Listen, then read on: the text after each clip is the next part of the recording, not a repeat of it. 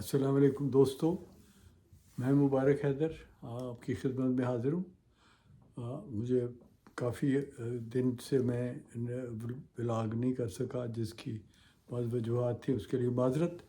آج شہریار صاحب بھی اس پہ شریک نہیں ہیں، ان کے کچھ مصروفیات ہیں، لیکن یہ پوچھا گیا، انہوں نے بھی پوچھا اور دوستوں نے پوچھا کہ تمہاری رائے میں یہ پاکستان کی موجودہ جو الیکشن کے بعد صورتحال ہوئی ہے اس پہ کیا رائے ہے، اور یہ جو اتنی بڑی دھاندلی کا الزام ہے یہ اس کے اپنے پوائنٹ آف ویو سے آگاہ کریں۔ یہ بہت بڑا قومی مسئلہ ہے، بڑی اہمیت کا حامل ہے، کیونکہ اس سے بہت دور رس نتائج، برے نتائج نکلنے کا یقینی طور پہ آثار دکھائی دیتے ہیں۔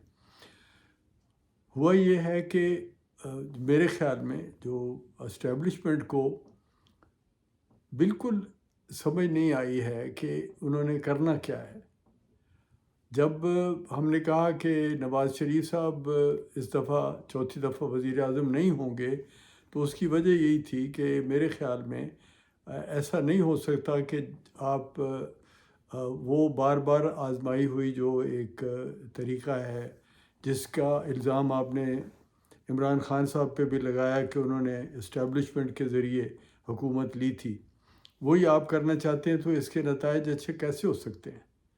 اور یہ ہمیں یقین تھا کہ اسٹیبلشمنٹ یہ جو بھی آپ پیشکش کر رہی ہے نواز شریف کو یا دوسری پارٹیز کو، تو یہ پیشکش یقیناً کسی طرح سے اس میں کوئی حکمت عملی اور ایک جیسے چال کہتے ہیں ہم، شاید چال ہے، کیونکہ اسٹیبلشمنٹ اس طرح سے اپنے اختیارات سویلین گورنمنٹ کو نہیں دے گی، جو کہ ہمیں جس کا اندازہ ہے۔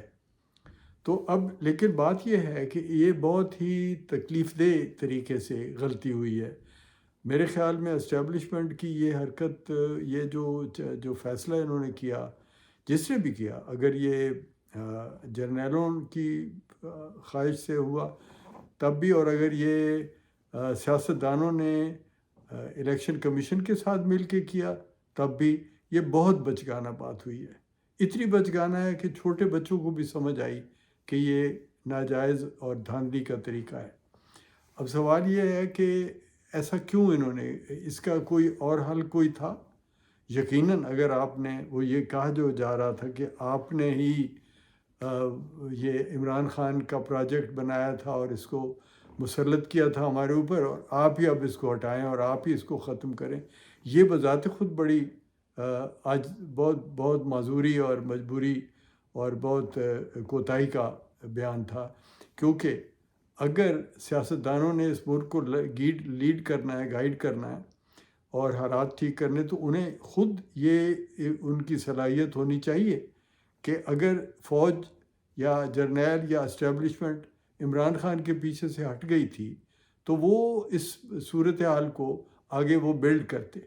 یعنی ایک بڑی رکاوٹ کے ہٹ جانے کے بعد انہوں نے ایسا کیوں کیا کہ انہوں نے کہا کہ اسٹیبلشمنٹ ہی اس کو ختم کرے؟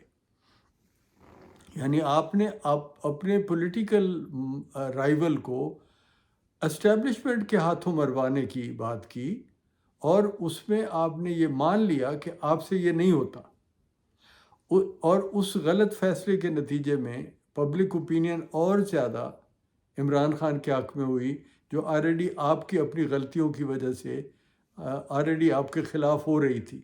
وہ آپ کی مخالفت میں بھی شدت اس میں آئی، اور پھر وہ عمران خان کی حمایت میں بھی گئی۔ کیا ایسا ممکن نہیں تھا کہ اگر اسٹیبلشمنٹ نے یہ کیا یا آپ نے کروایا تو آپ اس کا کوئی بہتر اور میچور راستہ اختیار کرتے؟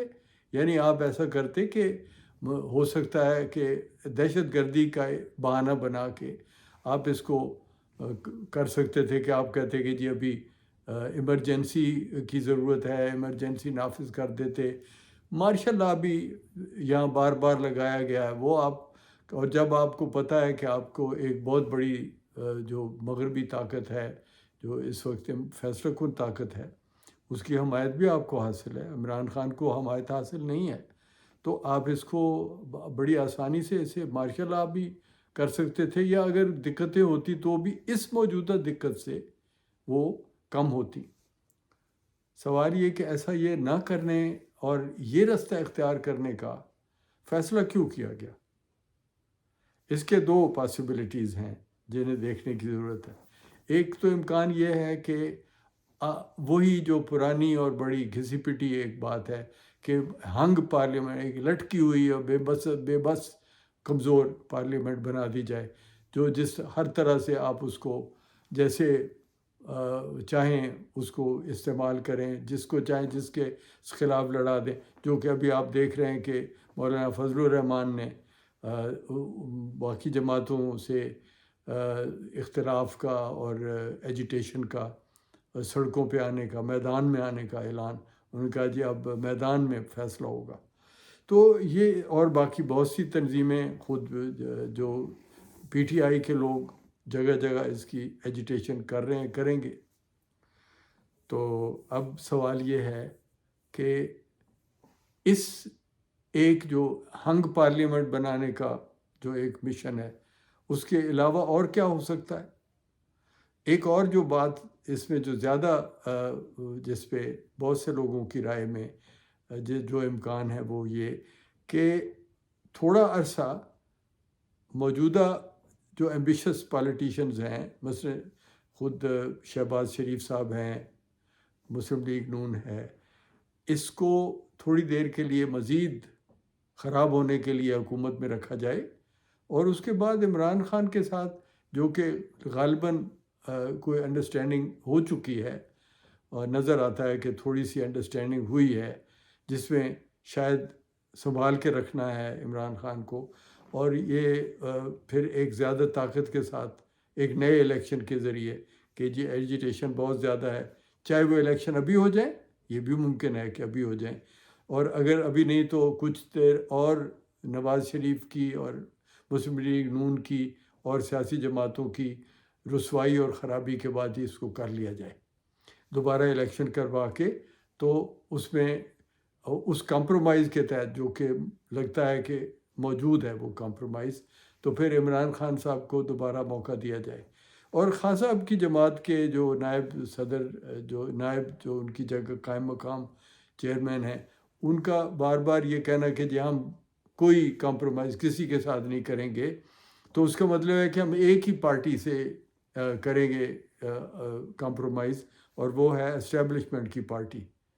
ہم یہ کہتے ہیں، میں نے اس پہلے بھی عرض کیا ایک دو دفعہ یہ بات اپنی عقل کے مطابق جو مجھے صحیح لگتا، میں نے کہا کہ پاکستان میں ملٹری کو اور جرنیلوں کو زیادہ اختیار نظر آتا ہے، زیادہ ان کا جواز نظر آتا ہے حکومت کرنے کا، کیونکہ وہ ہماری سیاسی جماعتوں سے زیادہ منظم ہیں، اور زیادہ ان کے ہاں ڈیموکریسی ہے، یعنی جمہوریت کا جو ایک بیسک تقاضا ہے کہ مسلسل تبدیلی کے مطابق مسلسل تبدیل ہوا جائے، خود جو حکمران جماعت ہے یا حکمران طاقت ہے وہ اپنے آپ کو حالات کے مطابق ایڈجسٹ کرے۔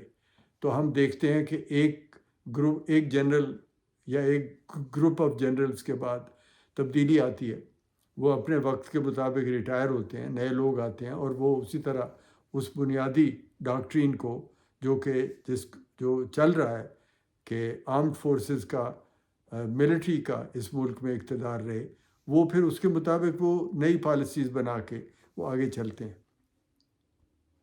اب سوال یہ ہے کہ اگر یہ زیادہ منظم اور زیادہ ڈیموکریٹک تنظیم ہے تو اسے آپ کیسے ڈیفیٹ کریں گے اپنی اتنی مزریبل حالت کے ساتھ جو کہ ہے؟ تو اب اگر دیکھا جائے تو ملٹری لیڈرشپ کا بھی ایک بہت بڑا ویک پوائنٹ ہے جو مستقبل میں پھر نظر آئے گا۔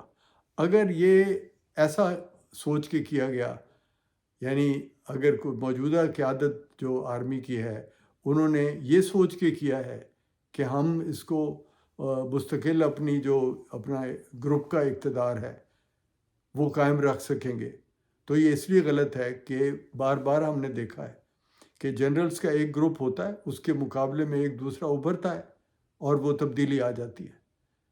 ایوب خان کے ساتھ یحییٰ خان کا وجود، پھر ضیاء الحق کے ساتھ اسلم بیگ صاحب کا ظہور، اور پھر مشرف صاحب کے ساتھ ان کے کیانی صاحب کا ظہور۔ ابھی موجودہ دور میں یہ موجودہ جو تبدیلی عمران خان کے سامنے یہ ہوئی ہے، ایک گروپ ہٹا اور یہ گروپ آ گیا۔ اب یہ گروپ کیا یہ سمجھتا ہے کہ یہ مستقل رہیں گے، اور آرمی اسی طرح اتنی بدنامی اور اتنی رسوائی کے ساتھ مسلسل حکومت کرتی رہے گی، یا کیا پاکستان ہی کو سیکریفائز کرنے کا ارادہ ہے کہ جاتا ہے تو جائے؟ یعنی کہ وہ جو پرانا ایک الزام تھا کہ کہ اس ملک میں ملٹری کی لیڈرشپ اس وقت جائے گی جب پاکستان جائے گا، یعنی یہ پاکستان کا جانا لازمی ہے اگر اس لیڈرشپ کو ہٹانا ہے۔ یہ تو بہت خطرناک چوائس ہے، اور پاکستان کا ہٹنا ایک بڑی خوفناک بات ہوگی۔ اس کا ٹوٹنا، پہلے ایک دفعہ ٹوٹا تو کتنے اس کے نتائج غلط ہوئے ہیں، مگر اس سے بھی بڑا یہ جو اور صدمہ اگر کوئی آتا ہے خدا نخواستہ تو اس کے بہت بھیانک نتائج ہیں۔ کیا آرمی کی قیادت یا اسٹیبلشمنٹ اتنی بے حس اور اتنی کیلس ہے کہ ان کو یہ نہیں نظر آتا کہ یہ سسٹم بغیر ڈیموکریسی کے، پراپر ڈیموکریسی جیسے سویلین ڈیموکریسی، عوام کی ڈیموکریسی، اس کے بغیر نہیں چل سکے گا کوئی بھی۔ اب کیا ڈیموکریسی کے اوپر جو بد اعتمادی پیدا ہوئی ہے اس پہ بھی تھوڑی سی بات کرنے کی ضرورت ہے۔ میں اپنی توفیق کے مطابق اس وقت سب کی رائے پڑھنے کی، سمجھنے کی کوشش کرتا ہوں، اور مجھے نظر آتا ہے کہ بہت سے لوگ خود جمہوریت کے اوپر یہ کہہ رہے ہیں کہ یہ اس کا دھڑن تختہ ہو گیا، برباد ہو گئی جمہوریت کا نتیجہ آپ نے دیکھ لیا، یہ حرام ہے، یہ کفر ہے، یہ اسلام کے خلاف ہے، ہمیں جمہوریت نہیں چاہیے۔ یہ باتیں یعنی جمہوریت ہی غلط ہے، حالانکہ اس پہ سوچنے کی ضرورت ہے۔ میں کچھ تھوڑی سی اس پہ بات کرنا چاہتا ہوں، اور میرا خیال ہے کہ آپ لوگ اس کے اوپر غور کریں اور اس کا جواب دیں جو اس طرح مایوسی پھیلاتے ہیں جمہوریت کے بارے میں۔ میرے خیال میں جمہوریت تو اتنا ایک اٹل کائنات کا، اس کرۂ ارض کا نہیں، خداوند تعالیٰ کا اگر کوئی کریٹر آف دی یونیورس کا جو رول ہے وہ بھی ڈیموکریسی کے بغیر نہیں ہے۔ یعنی اللہ تبارک و تعالیٰ بھی دنیا میں بغیر لوگوں کی رائے اور لوگوں کے اتفاق رائے کے بغیر وہ حکومت نہیں کرتا۔ وہ کسی قہر اور جبر کے ذریعے لوگوں کو نہیں پابند کرتا کہ مجھے مانو۔ لوگ مانتے ہیں تو وہ مالک کائنات مانا جاتا ہے۔ کوئی اس کو بھگوان کہتا ہے، کوئی اس کو خدا کہتا ہے، کوئی اس کو گاڈ کہتا ہے، کوئی اس کو اللہ کہتا ہے، کوئی یہوہ کہتا ہے۔ لیکن جو اتنے مختلف ناموں سے آپ اس کو مانتے ہو تو یہ آپ کے اوپر جبر نہیں ہوتا، یہ لوگ مانتے ہیں تو وہ لوگوں کا خدا ہوتا ہے۔ پھر پیغمبر ہیں، پیغمبروں کو لوگوں نے مانا تو وہ لوگوں کے پیغمبر اور لیڈر بنے۔ کوئی خدا نے ان کو جبر سے لوگوں کے اوپر حاکم نہیں بنایا کہیں بھی۔ یعنی کہ عوام کی، اللہ کی جو مخلوق ہے، عام لوگ، ان لوگوں کی رائے سے ہی بالآخر انبیاء بھی کامیاب ہوئے، اور اس کے بعد جتنی حکومتیں جو بادشاہتیں چلتی ہیں وہ بھی کسی کا سہارا لے کے لوگوں کو قائل کرتے ہیں۔ لوگوں کا کوئی ایمان، کوئی نقطہ نظر ہوتا ہے جو قبول ہوتا ہے، لوگوں کو قبول ہوتا ہے، وہ اس نقطہ نظر کی بنیاد پر ہی ان کے لیڈر ہوتے ہیں۔ اگر یہ جبر کے ذریعے کیا جائے تو وہ کبھی بھی دیر پا نہیں ہوتا، اور وہ رہتا نہیں۔ تو جو کائنات میں جو قانون ہے، جو کرۂ ارض پہ قانون ہے یا کائنات میں قانون ہے، وہ تصادم اور جبر کا نہیں ہے، وہ لا کا ہے۔ ایک قانون، ایک اصول، ایک اتفاق رائے۔ تو اب وہ عوام کا، اور وہ کس کا، کون سی قوت ہے جسے ہم کہتے ہیں جمہوریت کی بنیاد؟ وہ عام آدمی. عام آدمی کے بارے میں کیا کہ وہ جو اس نے جو اللہ کا جو ایک قرآن کی ایک آیت بڑی خوبصورت ہے اس کے اوپر، جیسے اسی جمہوریت کا ایک اعلان ہے کہ کل من علیہ فان و یبقی وجہ ربک ذو الجلال والاکرام، کہ اگر دیکھو تو جو سب کچھ فنا ہوتا ہے، ختم ہو جاتا ہے، بندے بھی آ کے جاتے ہیں، نسلیں ختم ہوتی ہیں اور دنیا کا نظام تبدیل ہوتا ہے تو اس کی پہلی شکلیں ختم ہوتی ہیں، لیکن باقی رہ جاتا ہے تیرے رب کا چہرہ. وہ رب کا چہرہ دنیا میں کرۂ ارض پہ کیا ہے؟ رب کا چہرہ عوام ہے، انسان، عام لوگ.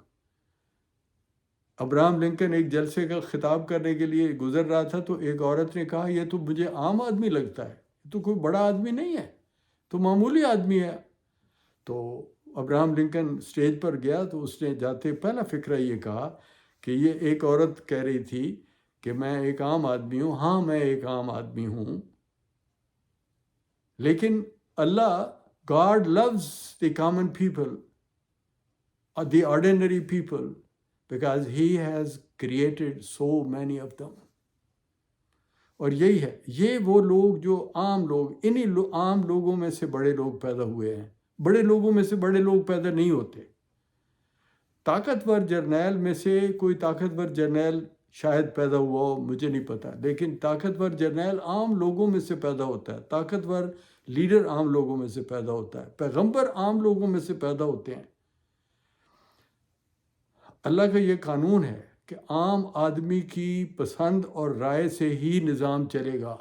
جہاں وہ مطمئن اور راضی اور خوش ہوگا وہی نظام چلے گا. تو اس کا مطلب کیا ہوا؟ اور کیا ہوتی جمہوریت؟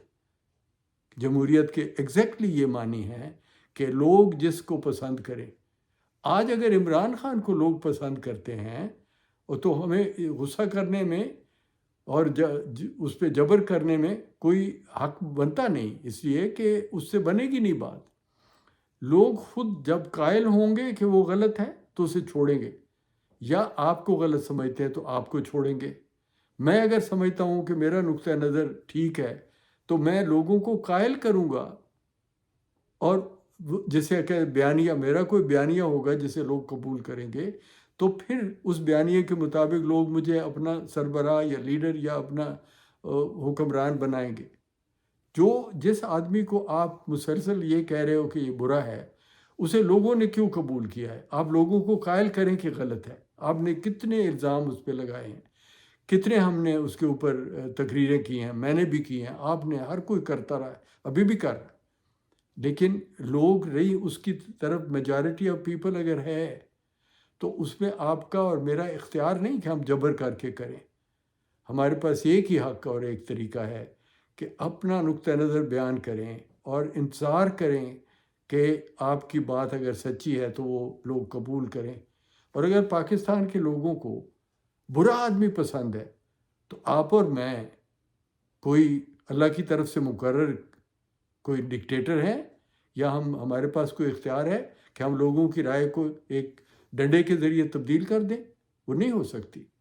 اور اس بات کو قبول کرنا چاہیے. جو لوگ چاہتے ہیں کہ پاکستان میں بہتری ہو، اگر ان کے پاس بہتر کوئی پروگرام ہے تو وہ لوگوں کو قائل کریں. اگر قیادت ہماری جو اسٹیبلشمنٹ ہے اس کے پاس کوئی پروگرام ہے تو وہ لوگوں کو قائل کرے. جبر نہیں، جبر سے ہونا نہیں کچھ، اور اس کا نتیجہ ہمیشہ برا نکلے گا. جب بھی آپ جمہوریت سے ہٹو گے، جب بھی آپ جمہوریت کو کہے گے کہ وہ پڑی ہے زمین پہ، یہ مٹی ہے، یہ کفر ہے، یہ غلط ہے، تو آپ اپنی منہ کی کھاؤ گے. وہ شخص جو کہتا ہے کہ جمہوریت یعنی عوام کی رائے کوئی معنی نہیں رکھتی، وہ نہ صرف احمق ہے بلکہ وہ ظالم ہے، کیونکہ وہ تمام دنیا کے پچھلے ماضی سے آج تک کے قوانین کی مخالفت کر رہا ہے اور ان کی نفی کر رہا ہے، جو کہ اس کے کرنے سے نفی ہوگی نہیں. تو آخری بات، بار بار کہنے کی بات کہ صبر سے کام لیں، حقیقت کو قبول کریں. اگر اسی کو لوگ چاہتے ہیں تو اسے آنے دیں. جو خرابی ہونی ہے وہ 3 سال 4 سال میں اس کا گراف نیچے جا رہا تھا اگر اس کے پاس ایجنڈا نہیں تھا. اس کے پاس کوئی پروگرام ملک کو بنانے کا نہیں تھا، تو آپ نے آ کے اپنے سر پہ لے لیا سارا الزام۔ اب اگر اس کا سسٹم غلط ہے، اس کی سوچ غلط ہے، اسے کرنے دیں حکومت۔ لوگوں کے معاملات ٹھیک نہیں ہوں گے، لوگ کہیں نہیں جا رہے، پاکستان بھی کہیں نہیں جا رہا، اور 5 سال کے بعد کچھ یہ نہیں ہو جائے گا کہ قیامت آ جائے گی۔ آپ کو اتنی جلدی کیا ہے حکومت لینے کی؟ صبر سے دیکھیں، اگر غلط ہے تو اس کو غلط ہونے دو، نظر آنے دو، اور اس کے بعد اگر آپ ٹھیک ہیں تو لوگ آپ کو ساری کہہ کے آپ کا پھر ہاتھ چومیں گے کہ آپ ٹھیک تھے، اور اگر آپ غلط ہیں تو آپ ریجیکٹ ہی رہیں گے۔ اگر وہ ٹھیک ہے تو وہ آج آپ کے جبر کرنے سے یا جان سے مار دینے سے بھٹو آپ نے ختم نہیں کیا، آپ نہیں کر سکتے۔ یہ جتنا مرضی زور لگا لو، لوگوں کی رائے آپ کے خلاف زیادہ سخت ہوتی چلی جائے گی جب تک آپ اس بات کو قبول نہیں کرتے کہ اللہ نے جو عام لوگ دنیا میں پیدا کیے ہیں، جنہیں اس نے بہت بڑی تعداد میں پیدا کیا ہے، ان کی اچھی یا بری جو بھی سوچ ہے وہی سوچ ہے جس کو کامیاب ہونا چاہیے، جسے ادب سے قبول کرنا چاہیے، کہ وہی سوچ ہے جو دنیا تعمیر کرتی ہے، اور وہی سوچ ہے جو دنیا کو تبدیل کرتی ہے۔ آج کے لیے بس اتنا، خدا حافظ۔